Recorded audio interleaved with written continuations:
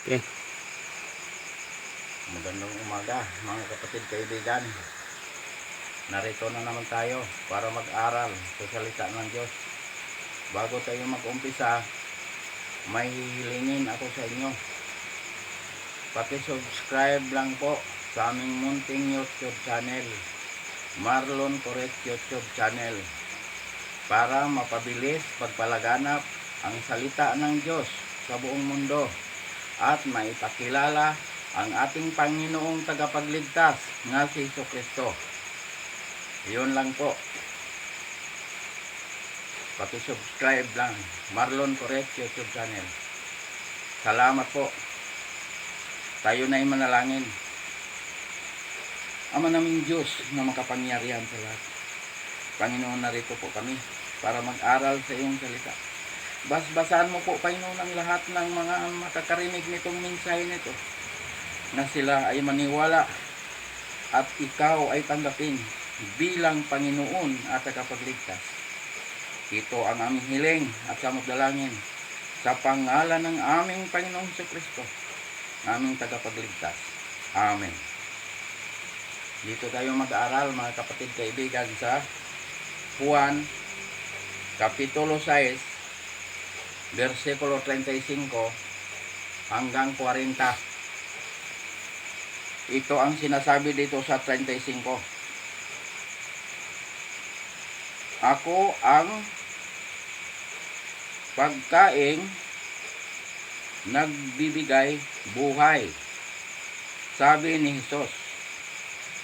Ang lumalapit sa akin ay hindi na magugutom, at ang nananalig sa akin ay hindi na mauuhaw kailanman.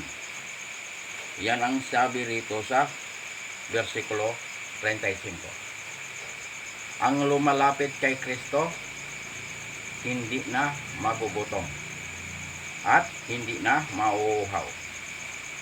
Yan ang sinasabi rito. Basta tayo ay mananalig kay Kristo. Ayan, hindi tayo magugutom at hindi mauuhaw. Ayan ang sinasabi dito sa versikulo 35. 36. Ngunit sinabi ko na sa inyo, nakita na ninyo ako, gayon may hindi kayo nananalig sa akin.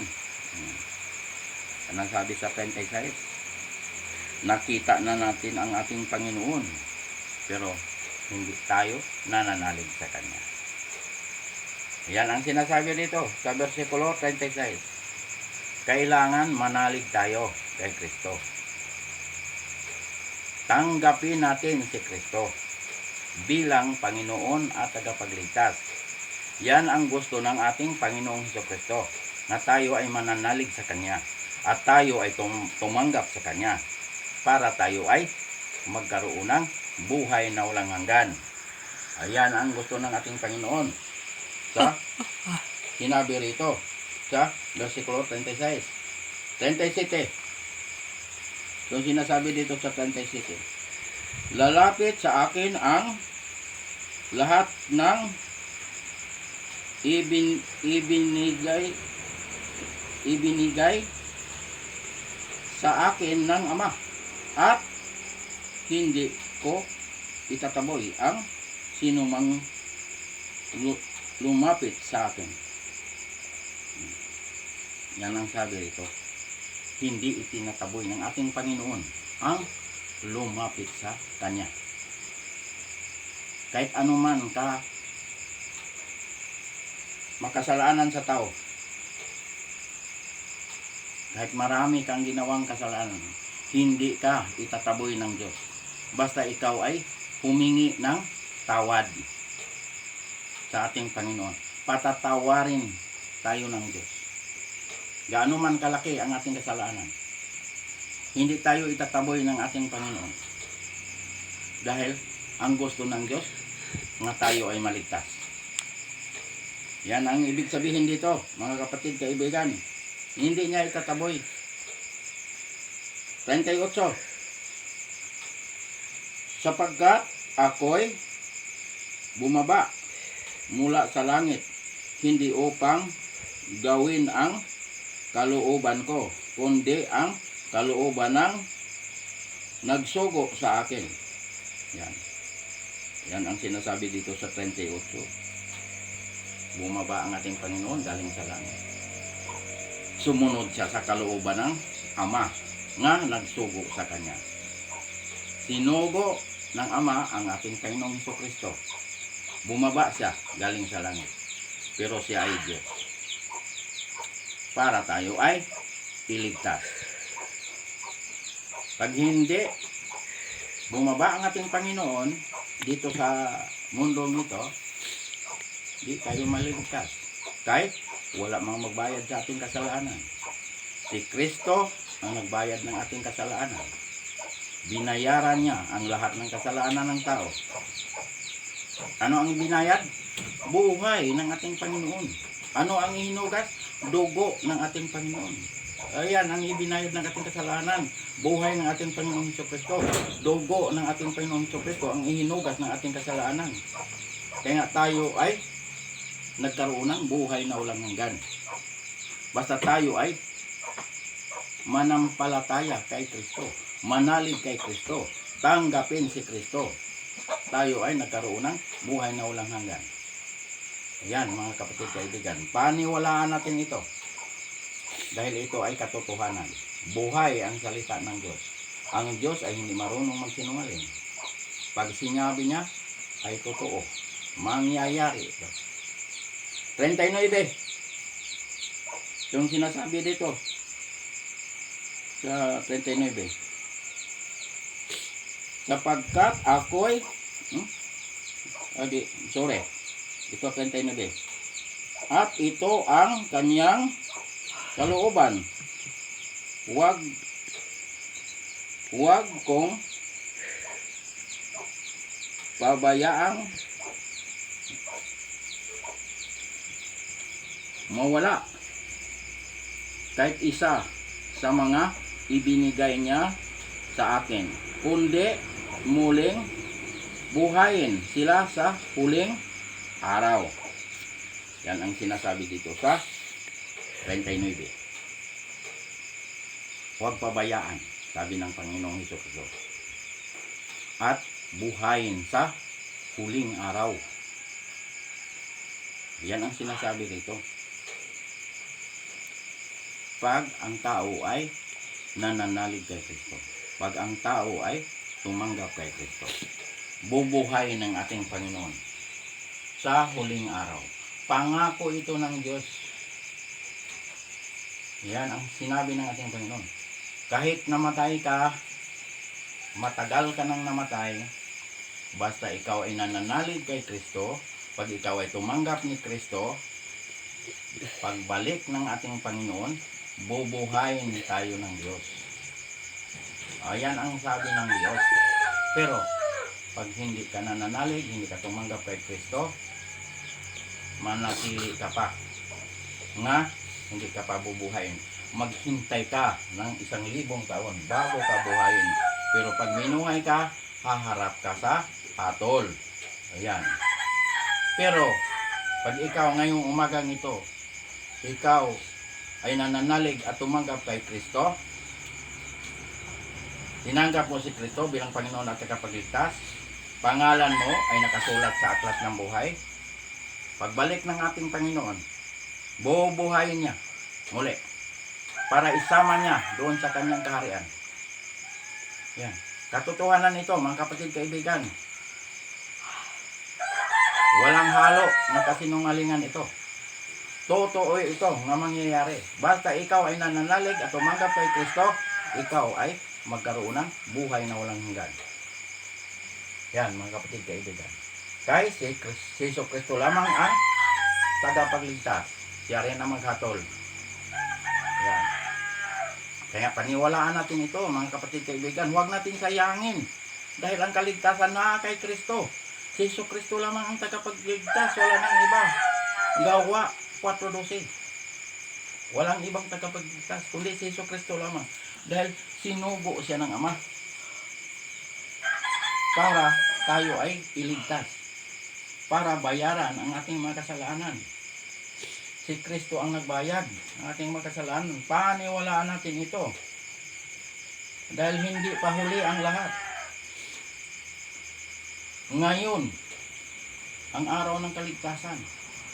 Pangalawang Korinto, Kapitulo 6, versikulo 2. Ngayon, ang araw ng kaligtasan. Buhay ka pa. Kaya mga kapatid, kaibigan, paniwalaan natin ito. Baka abutin tayo ng bawian tayo ng ating hiram na buhay. Di tayo naniniwala. Di tayo tumanggap kay Kristo. Tiyak, ang hintayin ay hatol na lang ng Diyos. Wala na pag-asa. Pero ngayon, naririnig nyo itong mensahe na to. Paniwalaan nyo ito. Dahil ito ay katotohanan. Si Kristo lamang ang tagapagligtas. Walang ibang tagapagligtas. Tanggapin si Kristo bilang Panginoon at tagapagligtas. Magpabautismo sa ngalan ng Ama, sa ngalan ng Anak, sa ngalan ng Espiritu Santo. Sundin ang kanyang mga utos. Yan. Yan ang itinuro ng ating Panginoon. Last verse, 40. Ito sinasabi dito sa 40.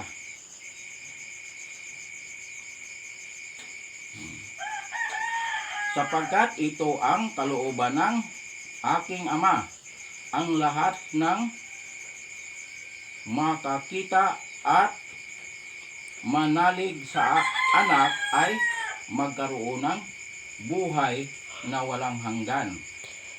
At sila'y muli kong bubuhayin sa huling araw. Pangako ng Diyos. Muling bubuhayin ng Diyos sa huling araw ang mga nananalig at tumanggap kay Kristo. Kapatid, kaibigan, huwag sayangin ang pagkakataon na ibinigay ng Diyos na nandito pa tayo. Nakakarinig pa tayo sa salita ng Diyos. Dahil ang salita ng Diyos ay buhay at katotohanan. Paniwalaan natin ito. Nasa inyo kung kayo ba'y maniwala o hindi. Basta, ang Diyos ay hindi nagkulang sa pagtuturo sa bawat isa sa atin. Tinuturuan tayo para tayo ay magkaroon ng buhay na walang hanggan. Sino ang tagapagligtas? Si Jesucristo lamang. Walang iba. Siya lamang. Gawa 4:12. Yan. Pag hindi kayo naniniwala, nasa inyo yun. Pero, ito katotohanan ito. Baka bawian kayo ng inyong hiram na buhay, hindi natin alam nga ang ating buhay ay babawiin na ng ating Panginoon. Hindi tayo nakapaghanda, hindi tayo naniniwala, hindi tayo nananalig, hindi tayo tumanggap kay Kristo. Tiyak, yung taong yon ay mapapahamak dahil wala ang pangalan niya sa aklat ng buhay. Yun lang ang maliligtas, yung mga pangalan nga nakasulat sa aklat ng buhay. Pero pag hindi ka naniniwala, pangalan mo ay wala sa aklat ng buhay, tiyak, ikaw ay mapapahamak. Yan. Paniwalaan natin ito, kapatid, kaibigan, kay ang kaligtasan libre. Walang bayad ito. Si Kristo ang gumawa nito sa krus sa Kalbaryo. Namatay ang ating Panginoon para bayaran ang kasalanan ko, kasalanan nating lahat. Bayad na ang kasalanan ng lahat ng tao. Pero ang tanong, bakit may mapahamak? Bakit may maimperno? Yan ang tanong. Dahil ayaw maniwala, ayaw makinig sa salita ng Diyos, ayaw tumanggap kay Kristo. Kaya sila ay napahamak. Yan ang sagot dyan. Kaya ngayon, narinig itong mensahe na ito, paniwalaan natin ito. Manalig kay Kristo, tanggapin si Kristo bilang Panginoon at tagapagligtas. Pagkatapos natin tinanggap ang ating Panginoon, magpabautismo sa ngalan ng Ama, sa ngalan ng Anak, sa ngalan ng Espiritu Santo. Kahit mahalaga rin ang bautismo. Paglubog, namatay ka kasama ni Kristo. Pag-ahon, nabuhay ka kasama ni Kristo. Kaya ngayon, ikaw ay bagong nilalang na. Wala na ang dating pagkatao. Ikaw ay bago na. Ikaw ay nakatawid na sa kamatayan tungo sa buhay na walang hanggan. Bakit nakatawid na? Namatay ka na kasama ni Kristo. Paglubog, pag-ahon, nabuhay ka kasama ni Kristo. Kaya sinabi, nakatawid na sa kamatayan tungo sa buhay na walang hanggan. Yan ang ibig sabihin. Ikaw ay bagong nilalang na. Ikaw ay nagiging born again. Yan. Pag nagpabautismo ka, nagiging born again ka. Namatay ka kasama ni Kristo, nabuhay ka kasama ni Kristo. Yan ang tinatawag na born again. Yan, mga kapatid, kaibigan. Unawain natin mabuti. Intindihin natin. Paniwalaan natin ang salita ng Diyos. Dahil ang salita ng Diyos ay katotohanan at buhay ang salita ng Diyos. Pagkatapos na bautismuhan, ano gagawin? Sundin natin ang utos ng Diyos. Dahil nasa utos ang palatandaan ng Diyos. Nga, ang sabi, kilala ninyo ako, kilala ko kayo. Ano ang ginawang palatandaan ng Ama? Ang Sabat, ang ikapitong araw. Dahil ang ikapitong araw ay ipinagpahinga ng Diyos yan. Banal na araw yan. Binasbasan, binagpala, ibinukod para sa Diyos. Tinuturuan tayo ng Diyos kung anong araw nga dapat siyang sambahin. Ikapitong araw, Sabat. Yan ang tinuro ng Diyos. Kahit saan halugugin dito sa Biblia, maraming mga bersikulo rito na nagpapatunay nitong Sabat ay katotohanan. Kahit sa bagong langit, bagong lupa, ang sambaron ay Sabat. Isayas, Kapitulo 66, versikulo 22 hanggang 23. Mababasa mo sa versikulo 22, ang bagong langit, bagong lupa. Mababasa mo rin sa versikulo 23, ang araw ng pamamahinga. Pag nakabasa ka ng araw ng pamamahinga, Sabat yan, hindi yan linggo. Ayan, ang sinabi, lahat ng bansa pupunta ron para sumamba sa Diyos. Walang pinipili kahit saang bansa. Basta ikaw ay naniniwala, pangalan mo ay nakasulat sa aklat ng buhay. Pero pangalan mo ay hindi nakasulat sa aklat ng buhay, hindi ka makapasok doon, hindi ka makapagsamba ron. Dahil ang makapagsamba ron, yung mga pangalan lamang nga nakasulat sa aklat ng buhay. Yun lang ang mga ligtas. Yun ang makapagsamba ron. Pero pag pangalan mo wala, hindi nakasulat, hindi ka makapagsamba ron, hindi ka makapunta ron, hindi ka makapasok doon. Yan ang katiyakan, mga kapatid, kaibigan. Tinuturuan tayo ng Diyos. Kaligtasan, tinuturuan tayo. Bautismo, tinuturuan tayo. Kautosan, tinuturuan tayo. Araw na gusto niya, tinuturuan tayo. Ginawa niyang palatandaan ang Sabat. Nga, ang sabi niya, kilala niyo ako, kilala ko kayo. Ezekiel 20:20. Yan. Kaya mga kapatid, kaibigan, kumpleto ang itinuro ng Diyos sa atin. Huwag lang tayo sumalangsang sa salita ng Diyos. Dahil ang Diyos ay higit na kakaalam. Isip natin, alam ng Diyos yan. Laman ng ating puso, alam ng Diyos. Kung ano ang nilalaman ng ating puso, galit ba tayo o hindi? Alam ng Diyos yan. Isip natin, kung tayo ba'y sumasalangsang, alam ng Diyos yan. Buhok natin, bilang ng Diyos yan. Lahat alam ng Diyos. Kaya mga kapatid, kaibigan, paniwalaan natin ito. Huwag tayo magalit. Hindi pa huli ang lahat. Naghihintay ang Diyos kung sino ang lumapit sa Kanya. Kung sino ang tumanggap sa Kanya. Yun lang ang ating Panginoon. Napakabait ng ating Panginoon. Ayaw ng Diyos na tayo mapahamak. Kaibigan, pakisubscribe lang sa aming munting YouTube channel, Marlon Coret YouTube channel, para mapabilis pagpalaganap ang salita ng Diyos sa buong mundo at maipakilala natin ang ating Panginoong tagapagligtas nga si Kristo lamang ang tagapagligtas, wala nang iba. Maraming salamat po. Tayo na'y manalangin. Ama namin Diyos na makapangyarihan sa lahat. Salamat po, Panginoon, sa mga salita mo namin napag-aralan ngayong umagang ito. Basahan mo po, Panginoon, ang lahat ng mga nakakarinig nitong mensahe na to, na sila'y makakilala sa iyo at ikaw ay tanggapin bilang Panginoon at tagapagligtas. Ito ang aming hiling at samot dalangin sa pangalan ng aming Panginoong Jesucristo na aming Panginoong tagapagligtas. Amen.